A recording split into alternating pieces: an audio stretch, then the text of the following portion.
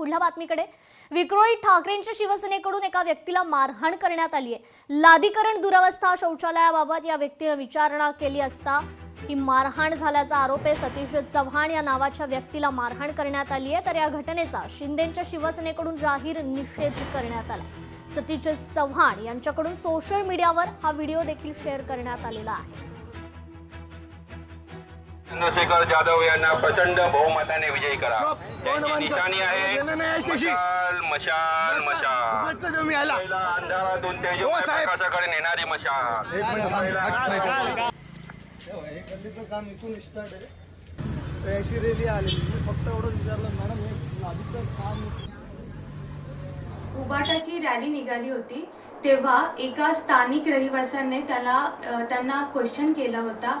त्यांच्या काही समस्या होत्या, तेव्हा हे क्वेश्चन विचारताना त्यांच्यापैकी कार्यकर्त्यांनी त्याची बेदम मारहाण केली होती। तर अशा प्रकारचे प्रकार भविष्यामध्ये घडू नये ह्याचा मी जाहीर निषेध करते। मी काल रात्री या शिवसेनावाल्याची मशालवाल्यांची रॅली चाललेली, त्याच्यामध्ये चंद्रशेखर जाधव साहेब त्यांची वाईफ उभी होती।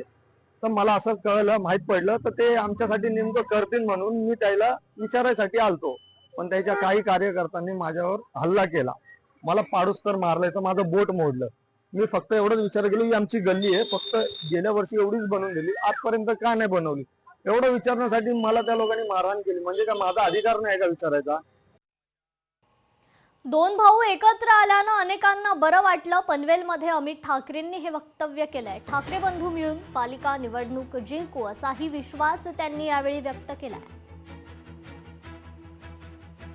नाही, खूप उत्तम फिलिंग आहे। म्हणजे मला खूपच उत्तम प्रतिसाद मिळतो। मी परवा का तेव्हापासून फिरतोय मुंबईभर, आज पहिल्यांदा नवी मुंबईला आलो। अशी लोक भेटल्यावर म्हणजे, आणि मला वाटतं ही भावना सगळीकडे आहे की कुठेतरी मुंबई आणि महाराष्ट्र एकवटलंय। अजून तर मला वाटतं राजसाहेब आणि उद्धव साहेबांच्या सभा पण नाही चालू झाल्यात, पण ते जे दोन भाऊ एकत्र आले त्याच्यामुळे ज्या प्रकारे आपण सगळे एकवटलोय, हे मला वाटत नाही की पक्ष एकत्र आले, तर मला वाटतं की परिवार एकत्र आले। आणि आमचा परिवार नाही तर मला वाटतं की त्या दिवशी पण मी बोललो, पक्ष नाही तर परिवार पण सगळे एकत्र आलेत, त्याच्यामुळे खूप उत्तम प्रतिसाद आहे। तर कोल्हापूर पालिकेची रणधुमाळी आता अंतिम टप्प्यात आली आहे। ठाकरे सेना आज वचननामा प्रसिद्ध करणार आहेत। अरुण दुधवडकर, उपनेते संजय पवार, जिल्हाध्यक्ष रवी किरण इंगवलेंसह संपर्क प्रमुख विजय देवणे यांच्या प्रमुख उपस्थितीत दुपारी 12 वाजता हा वचननामा प्रसिद्ध केला जाणार आहे। वचननाम्यात नेमक्या कोणकोणत्या गोष्टींचा समावेश असणार आहे याकडे कोल्हापूरकरांचं लक्ष आहे।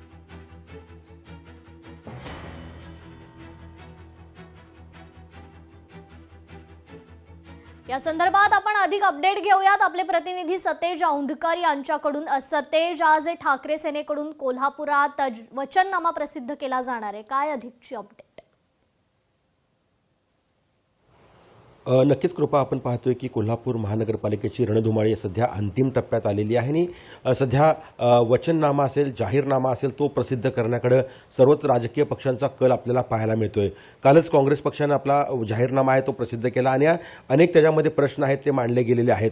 आज ठाकरे गटाचा जो आहे तो वचननामा आहे तो प्रसिद्ध या ठिकाणी केला जाणार आहे। त्यासाठी शिवसेनेचे सहसंपर्क प्रमुख आणि नेते अरुण दुधवडकर यांच्या प्रमुख उपस्थितीमध्ये हा जो आहे तो जाहीर केला जाणार आहे। मात्र काँग्रेस आणि उभाटा यांची एक युती कोल्हापुरात झालेली आहे, त्यामध्ये 81 जागांपैकी 6 जागा फक्त आहे त्या उभाटाला देण्यात आलेल्या आहेत। त्यामुळे आपण पाहिलं तर या 6 जागांसाठी फक्त ठाकरे गट या ठिकाणी लढताना आपल्याला पाहायला मिळतोय। मात्र कोल्हापूरचे अनेक प्रश्न आहेत, रस्त्यांचा खूप मोठा प्रश्न आहे, त्यासोबतच पिण्याच्या पाण्याचा प्रश्न आहे, अंतर्गत रस्त्यांचा प्रश्न आहे, अनेक उद्यानं जी आहेत ती खराब झालेली आहेत, त्यासोबत स्वच्छता, महिलांची स्वच्छतागृह आणि झूम प्रकल्प आहे, असे अनेक प्रश्न आहेत ते गेले कित्येक वर्ष आहेत ते नागरिकांना भेडसावत आणि त्याच सगळ्यांचा परामर्श जो आहे तो आजच्या ठाकरे गटाच्या या सगळ्या ह्याच्यामध्ये असणार आहे। नवं काय देणार आहे ठाकरे गट, त्याचं आश्वासन काय सगळ्या मतदारांना देणार आहे हे देखील पाहणं महत्त्वाचं ठरणार आहे। मात्र काँग्रेससोबत जशी युती झाल्यानंतर ठाकरे गटाच्या पूर्वी जागा आपण पाहिल्या तर 33 जागांची मागणी होती, नंतर ती 18 जागांवरती आली, 18 जागांवरती 12 जागांवरती कुठेतरी एक सेटलमेंट करण्याचा प्रयत्न झाला, शेवटी 7 जागा द्यायचं ठरलं आणि अखेर 6 जागा आहेत त्या काँग्रेसनं उभाटाला खरं तर दिल्यामुळं काही नाराज झालेले कार्यकर्ते होते.